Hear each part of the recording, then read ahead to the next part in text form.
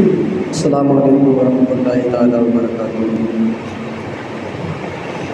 نحمدہ و نصلی علی رسولہ الکریم، اما بعد، اعوذ باللہ من الشیطان الرجیم، بسم اللہ الرحمن الرحیم۔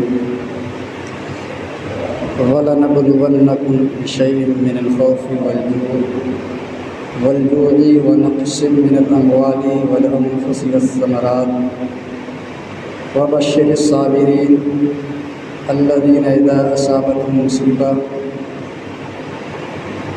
صدق الله العظيم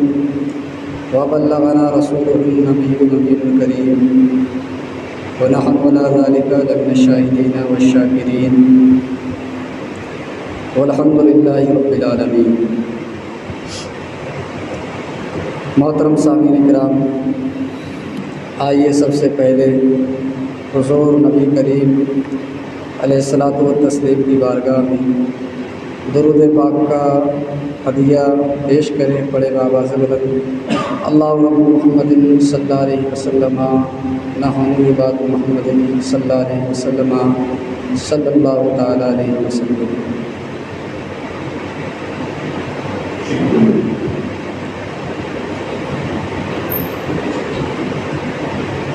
قتل حسین اصل میں مرگ یزید ہے، قتل حسین اصل میں مرگ یزید ہے، اسلام زندہ ہوتا ہے ہر کربلا کے بعد، اسلام زندہ ہوتا ہے ہر کربلا کے بعد۔ آج ماہ محرم الحرام کی 9 تاریخ ہے، کل 10 تاریخ ہوگی، اور ماہ محرم الحرام کی 10 تاریخ ایسی تاریخ ہے جس کو ہسٹری سے، تاریخ کے صفحات سے فراموش نہیں کیا جا سکتا۔ قیامت تک اس تاریخ کو دہرایا جاتا رہے گا، اس کا چرچا کیا جاتا رہے گا، اس تاریخ کو یاد کیا جاتا رہے گا، کیونکہ اسی محرم الحرام کی 10 تاریخ کو کربلا کے میدان میں حق و باطل کی جنگ ہوئی، حق کی جیت ہوئی، باطل کی ہار ہوئی، اور دنیا نے دیکھا کہ حضرت امام حسین رضی اللہ تعالیٰ عنہ نے حق کی خاطر، اپنے نانا کے دین کی خاطر اپنا سب کچھ قربان کیا، اور اپنے ماننے والوں کو یہ درس بھی دیا کہ پریشانیاں آئیں، مصیبتیں آئیں، تکلیفیں اٹھانا پڑیں، قربانی دینا پڑے، سب کچھ دینا پڑ جائے، لیکن دین مصطفیٰ صلی اللہ تعالیٰ علیہ وسلم کے دامن کو نہیں چھوڑنا۔ اسی جنگ سے امام حسین نے یہ درس دیا کہ جان کی بازی لگانا پڑے تو پڑ جائے، گھر بار قربان کرنا پڑے تو پڑ جائے، لیکن حق کا ساتھ دینا اور باطل کا ساتھ کبھی نہ دینا۔ سب سے بڑی جنگ اسلام کی، سب سے بڑی تاریخ کربلا کی تاریخ ہمارے سامنے ہے کہ کیسے حق کی خاطر، کیسے دین مصطفیٰ صلی اللہ تعالیٰ علیہ وسلم کے دین کی خاطر، اللہ رب العزت کے پاک دین کی بقا کے لیے سیدنا امام حسین رضی اللہ تعالیٰ عنہ نے اپنی قربانی پیش کی۔ حضرت امیر معاویہ رضی اللہ تعالیٰ عنہ ایک صحابی رسول ہیں، اور تمام کے تمام صحابہ کرام حق پر ہیں، عدل ہیں، عادل ہیں، عدل کرنے والے ہیں۔ ان کا صحابیت سے انکار کرنا گمراہیت کی دہلیز پر قدم رکھنا ہے، اور سیدنا امیر معاویہ رضی اللہ تعالیٰ عنہ بھی اسی آیت کریمہ کے تحت داخل ہیں جس میں اللہ رب العزت نے ارشاد فرمایا رضی اللہ عنہم ورضوا عنہ، یعنی اللہ رب العزت ان سے راضی ہو گیا اور وہ اللہ رب العزت سے راضی ہو گئے۔ یعنی تمام صحابہ کرام سے اللہ رب العزت راضی ہے اور تمام صحابہ کرام اللہ رب العزت سے راضی ہے۔ جیسے کہ تمام صحابہ کرام کے بارے میں اللہ رب العزت کا یہ قول ہے وَكُلًّا وَعَدَ اللَّهُ الْحُسْنَىٰ، اسی کے تحت سیدنا امیر معاویہ رضی اللہ تعالیٰ عنہ بھی داخل ہے۔ اللہ نے فرمایا کہ تمام صحابہ کرام سے اللہ رب العزت نے بھلائی کا اور نیکی کا وعدہ کر دیا۔ سیدنا امیر معاویہ رضی اللہ تعالیٰ عنہ تک معاملات ٹھیک تھے۔ جب سیدنا امیر معاویہ کا وصال کا وقت قریب آیا تو انہوں نے یزید کو وصیت کی تھی کہ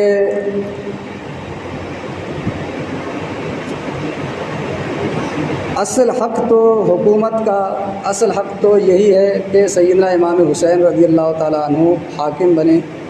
اور ان کی بیعت کی جائے۔ تم بیعت کر رہے ہو، کچھ دن تم بیعت کرنا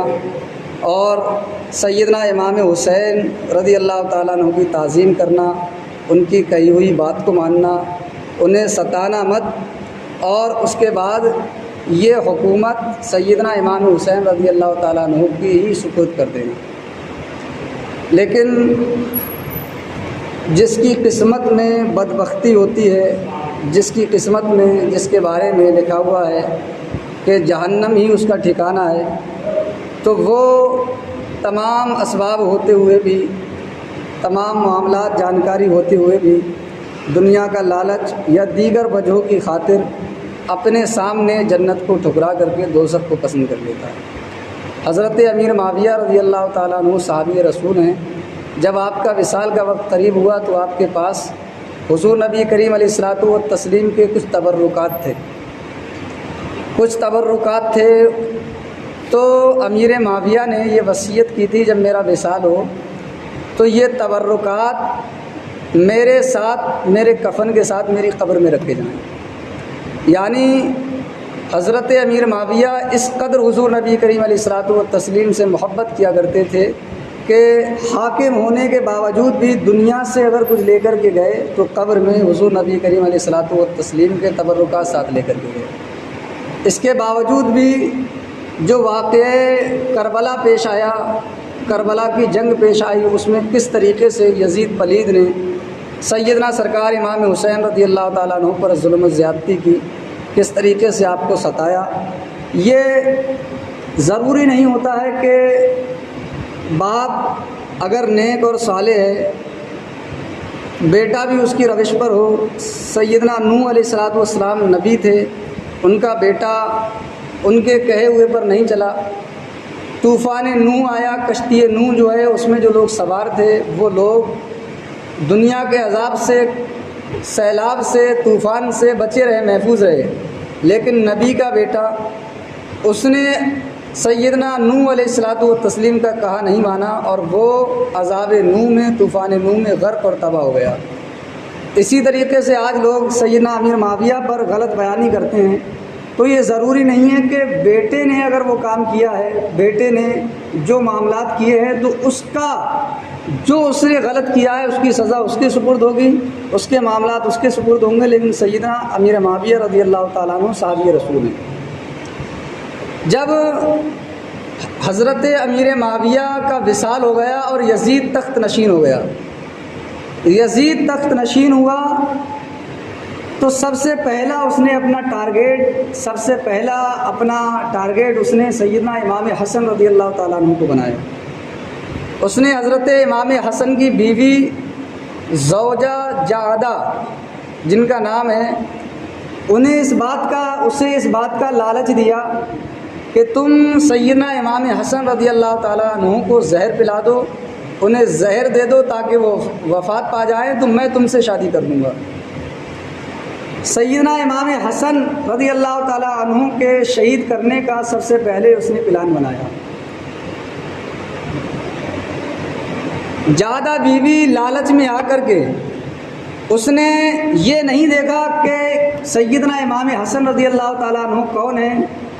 جن کے بارے میں حضور نبی کریم علیہ الصلوۃ والتسلیم نے ارشاد فرمایا کہ حسن اور حسین جنتی جوانوں کے سردار ہیں۔ وہ حسن اور حسین جن کے بارے میں فرمایا جنتی جوانوں کے سردار ہیں، اور فرمایا حسن اور حسین میرے دنیا کے دو پھول ہیں، وہ امام حسین جن کو حضور نبی کریم علیہ الصلوۃ والتسلیم اپنے کاندھوں پر سوار کیا کرتے تھے۔ ایک مرتبہ حضور نبی کریم علیہ الصلوۃ والتسلیم حسنین کریمین کو اپنے کاندھوں پر سوار کر کے کہیں لے جا رہے تھے۔ ادھر سے حضرت عمر فاروق اعظم رضی اللہ تعالیٰ عنہ ملے اور کہا کہ سواری کتنی اچھی ہے، سواری کتنی اچھی ہے۔ تو حضور نبی کریم علیہ الصلوۃ والتسلیم نے ارشاد فرمایا یہ دیکھ رہے ہو کہ سواری کیسی ہے، پہلے یہ تو دیکھو کہ سوار کتنی اچھی ہے، سوار کتنے اچھے ہیں۔ وہ حسنین کریمین جو جنگ کے موقع پر مال غنیمت تقسیم ہو رہا تھا تو حضرت عمر فاروق اعظم رضی اللہ تعالیٰ عنہ مال غنیمت تقسیم فرما رہے تھے۔ آپ کے حضرت امام حسین آئے، حسن آئے، دونوں نے کہا امیر المومنین ہمارا حصہ ہمیں دیجیے، ہمارا حصہ ہمیں دیجیے۔ تو امام حضرت عمر فاروق اعظم نے حضرت امام حسن اور امام حسین کو 1,000 اشرفیاں دیں۔ اس کے بعد عمر فاروق اعظم کے صاحبزادے آئے، انہوں نے کہا امیر المومنین ہمارا حصہ بھی ہمیں دیجیے۔ تو حضرت عمر فاروق اعظم نے کہا انہیں صرف 500 اشرفیاں دیں۔ عمر فاروق اعظم کے صاحبزادے نے کہا حضور جس وقت جنگ ہوئی تھی جس کا یہ مال غنیمت تقسیم ہو رہا ہے اس وقت حسنین کریمین بچے تھے، مدینے کی گلیوں میں کھیلا کرتے تھے اور ہم جنگ میں شریک ہوا کرتے تھے، ہمیں صرف 500 اشرفیاں اور انہیں 1,000 اشرفیاں دی جا رہی ہیں۔ تو حضرت عمر فاروق اعظم نے کہا تم یہ دیکھ رہے ہو جنگ میں شریک ہوتے تھے، یہ دیکھو وہ اولاد کس کی ہیں، نواسے کس کے ہیں، سیدنا علی مرتضیٰ کرم اللہ وجہہ الکریم کے صاحبزادے ہیں، ان کی ماں جنتی عورتوں کی سردار ہیں، وہ خود جنتی جوانوں کے سردار ہیں، تم یہ دیکھ رہے ہو جنگ میں شہید ہوئے تھے، پہلے یہ تو دیکھو انہیں نسبت کس سے ہے، نسبت کس سے ہے۔ تو یہ حسنین کریمین رضی اللہ تعالیٰ عنہ، جب اسی لیے کہا گیا ہے دین کی جب بات آئے، مال کی بات آئے، پہلے دین کو ترجیح دینا چاہیے۔ ہر معاملے میں دین ہی تب انسان مکمل کامل ایمان والا بنے گا تب جب کہ تمام چیزوں سے بڑھ کر کے حضور نبی کریم علیہ الصلوۃ والتسلیم سے محبت نہ کر لے۔ خود حضور کی حدیث ہے لا یؤمن احدکم حتی اکون احب الیہ من والدہ وولدہ والناس اجمعین، تم لوگوں میں سے جب تک مومن کامل کوئی ہو ہی نہیں سکتا، تب تک کوئی مومن کامل نہیں ہو سکتا جب تک کہ تمام لوگوں سے بڑھ کر کے، اہل و عیال سے بڑھ کر کے، گھر والوں سے بڑھ کر کے، عزیز و اقربا سے بڑھ کر کے، دنیا کی ہر شے سے بڑھ کر کے مجھ سے محبت نہ کر لے۔ حضرت امام حسن رضی اللہ تعالیٰ عنہ کو یزید نے ٹارگٹ بنایا، بیوی سے کہا، اسے لالچ دیا کہ بادشاہ کی بیوی بنے گی، وہ بہکانے میں آئی، سیدنا امام حسن رضی اللہ تعالیٰ عنہ کو زہر دیا گیا اور آپ کو شہید کیا گیا۔ سیدنا امام حسن رضی اللہ تعالیٰ عنہ جب قریب الوفات تھے، سیدنا امام حسین آپ کے پاس آئے اور کہا اے برادر محترم،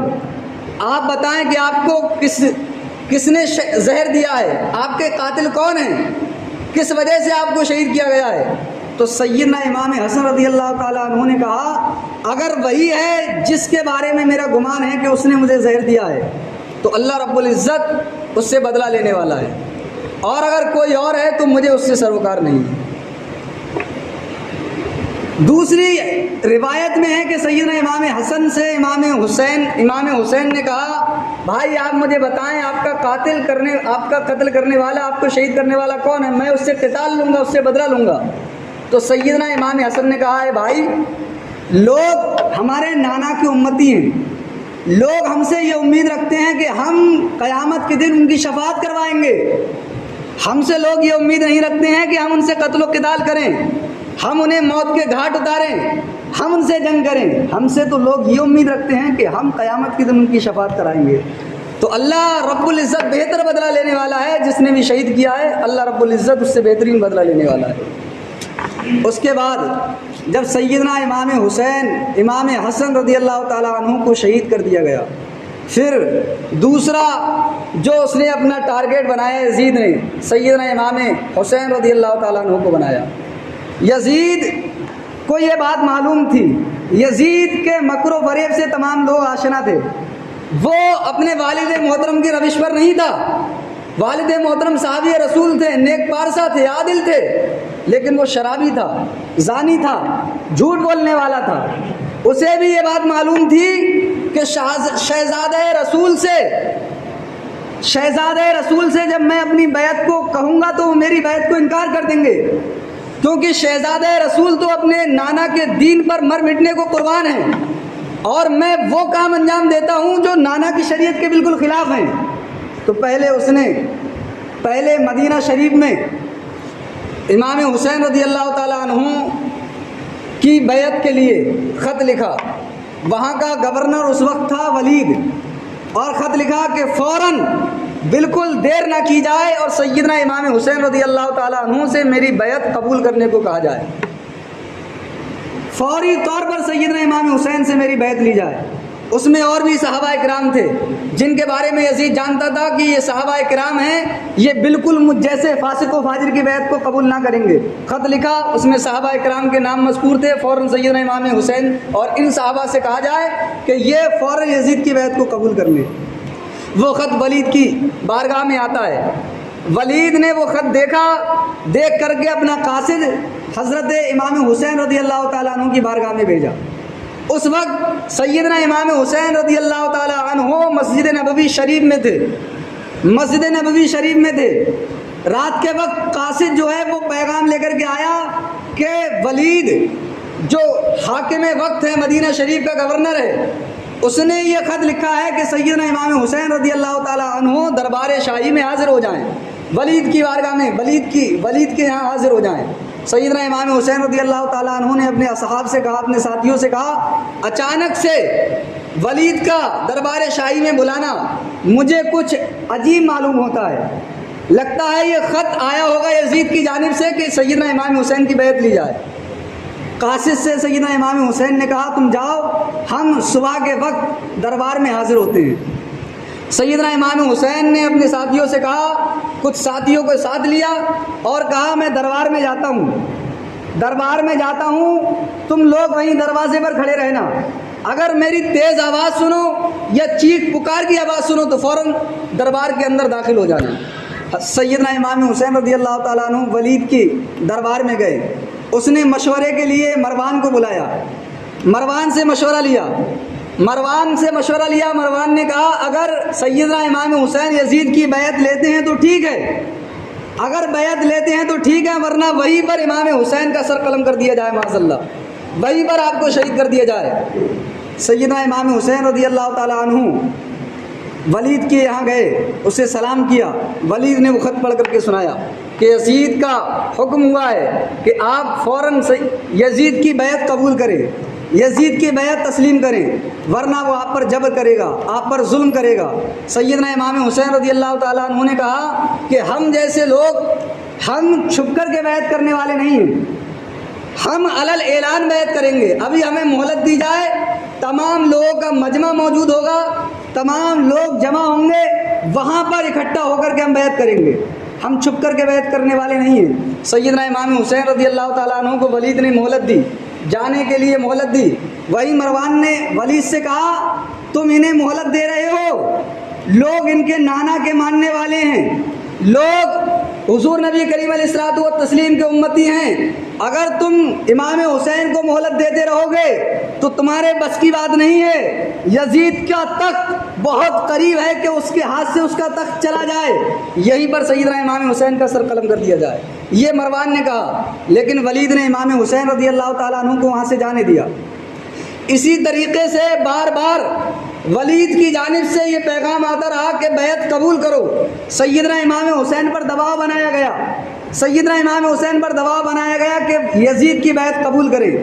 وجہ یہ تھی، سیدنا امام حسین یزید کی بیعت کیوں قبول نہیں کر رہے تھے، اس کی وجہ میں بتا چکا۔ یزید ایک فاسق و فاجر تھا، یزید زانی تھا، جھوٹا تھا، غلیظ تھا۔ اگر سیدنا امام حسین یزید کی بیعت کو قبول کر لیتے تو یزید اس وقت سیدنا امام حسین کو کسی جگہ کا حاکم بنا دیتا، سیدنا امام حسین کو بہت سارا مال و دولت دے دیتا، آپ کو کسی جگہ کی بادشاہ سونپ دیتا، لیکن سیدنا امام حسین نے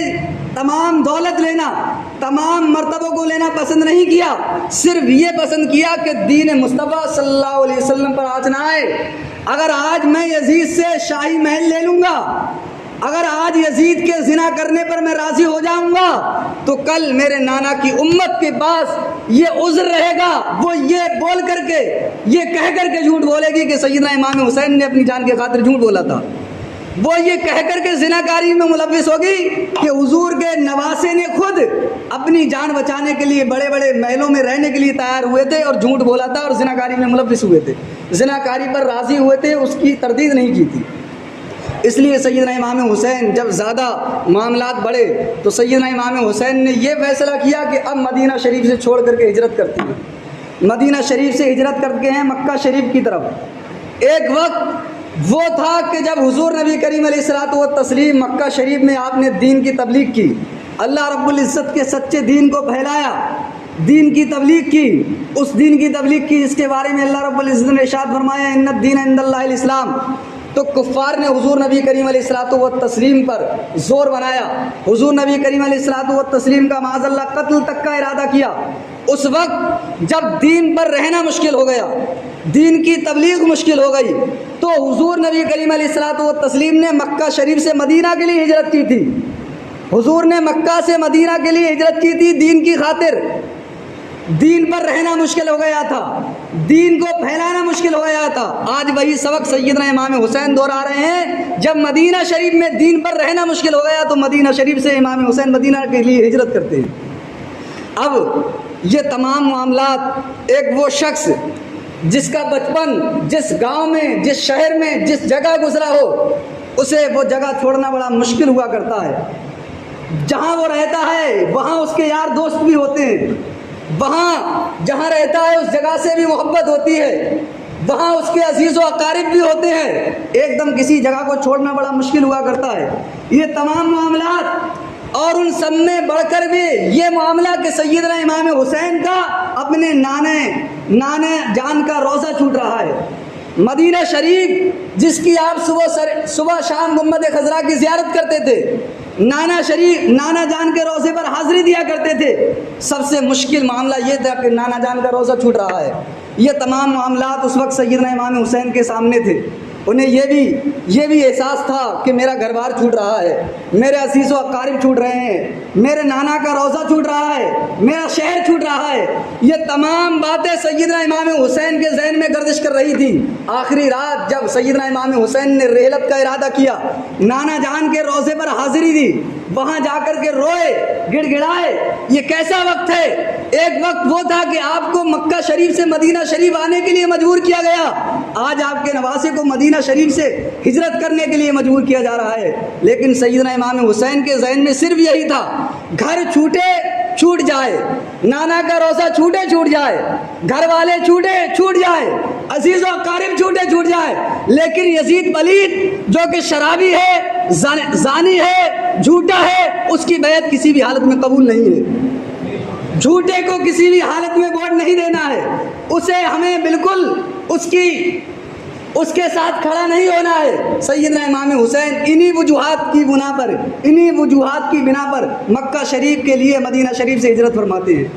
جب کوفیوں کو یہ بات پتہ چلی تو کوفی حضرت امیر المومنین کے دور سے ہی سیدنا امام حسین کو یہ خط لکھ رہے تھے کہ آپ کوفہ جو ہے وہ ہجرت کر کے تشریف لے آئیں، کوفہ تشریف لے آئیں۔ ہم لوگ جانتے ہیں کہ یزید کیسا ہے، یزید ظالم و جابر ہے، ہم لوگوں کو یہ معلوم ہے، تو ہم چاہتے ہیں کہ جب حضور نبی کریم علیہ الصلوۃ والتسلیم کا نواسہ ہمارے درمیان موجود ہے تو ہم کسی بھی حالت پر حضور کے نواسے کو چھوڑ کر کے یزید فاسق و فاجر کی بیعت کو قبول نہیں کریں گے۔ 150 خطوط کوفہ والوں نے سیدنا امام حسین رضی اللہ تعالیٰ عنہ کی بارگاہ میں بھیجے۔ اس کے باوجود بھی بزرگ صحابہ کرام اس وقت موجود تھے، اور اس سے پہلے بھی جب حضرت امام حسین رضی اللہ تعالیٰ عنہ امام حسن کے پاس قریب الوفات جب امام حسن تھے تو امام حسن نے حضرت امام حسین کو یہ وصیت کی تھی، میرے بھائی اگر کوفہ والے کبھی بھی تم سے محبت کا اظہار کریں، تمہیں بلانا چاہیں، تمہاری بیعت لینا چاہیں تم کبھی بھی ان کے پاس مت جانا۔ ہمارے والد محترم کو انہوں نے دھوکہ دیا ہے، ہمیشہ سے ان کی فطرت میں یہ رہا ہے، وہ ظلم و دغا کرتے ہیں، دھوکہ دیتے چلے آئے ہیں، ان کی باتوں میں تم کبھی مت آنا۔ صحابہ کرام نے بارہا سیدنا امام حسین کو سمجھایا تھا، امام حسین کوفیوں کی باتوں پہ چکر میں پڑ کے کبھی کوفہ مت جانا، لیکن سیدنا امام حسین ان تمام وجوہات کی بنا پر بھی جب 150 خط آ گئے تو امام حسین نے مجبوراً سیدنا امام مسلم کو روانہ کیا اور کوفہ والوں کے لیے لکھ کر کے بھیجا کہ ہم اپنے عزیز بھائی مسلم بن عقیل کو کوفہ کے لیے روانہ کرتے ہیں، اگر حالات صحیح ہوئے، کوفہ والوں نے دغا نہ کی تو ہم یقیناً امام مسلم کے خط کا انتظار کریں گے اور امام مسلم کے خط کو پڑھ کر کے ہم بھی کوفہ کے لیے روانہ ہو جائیں گے۔ یہ تمام معاملات بڑے بڑے بزرگ صحابہ کرام کی بات کو نہ ماننا، امام حسن کی وصیت کو نہ ماننا۔ علامہ نعیم الدین مراد آبادی لکھتے ہیں یہ تمام باتیں امام حسین بھی جانتے تھے کہ کوفہ والوں کے دل میں دغا ہے، وہ امام حسین کو دغا دیں گے، ان کے ساتھ ظلم کریں گے، لیکن شریعت کے تمام معاملات تھے۔ گھر چھوڑا شریعت کی خاطر، شہر چھوڑا شریعت کی خاطر، نانا کا روزہ چھوڑا شریعت کی خاطر۔ اب یہ بھی معلوم تھا کہ وہاں جا کر کے مجھے شہید کیا جائے گا، لیکن یہ اپنے شہادت کی خبر معلوم ہوتے ہوئے بھی یہ شریعت کی خاطر، کیونکہ کوفہ والے یہ خط لکھے تھے یزید ظالم و جابر ہے، ہم نہیں چاہتے کہ امام حسین جو کہ حضور نبی کریم علیہ الصلوۃ والسلام کے نواسے ہیں، ان کے ہوتے ہوئے ہم ظالم و جابر یزید کی بیعت کریں، ہم تو یہ چاہتے ہیں کہ امام حسین کی بیعت کریں، امام حسین کو اپنا پیشوا مانیں۔ اگر امام حسین کربلا شریف کوفہ نہیں جاتے تو قیامت کے دن کوفیوں کے پاس یہ بہانہ رہتا، کوفی یہ بات کہہ سکتے تھے مولا تعالیٰ ہم تو اس بات پر راضی ہی نہیں تھے کہ یزید کی بیعت کریں، ہم تو یہ نہیں چاہ رہے تھے کہ یزید کا ساتھ دیں، ہم تو اپنی جانیں امام حسین پر قربان کرنے کے لیے تیار تھے، لیکن کیا کریں، امام حسین تو مکہ شریف سے ہمارے یہاں تشریف ہی نہیں لائے، ہمارے یہاں آئے ہی نہیں کہ ہم ان کی بیعت کو قبول کرتے اور انہیں اپنا پیشوا بناتے۔ ان باتوں کو دیکھتے ہوئے سیدنا امام حسین نے اپنے بھائی مسلم بن عقیل کو کوفہ کے لیے روانہ کیا۔ پورا مہینہ یہ باقی ہے۔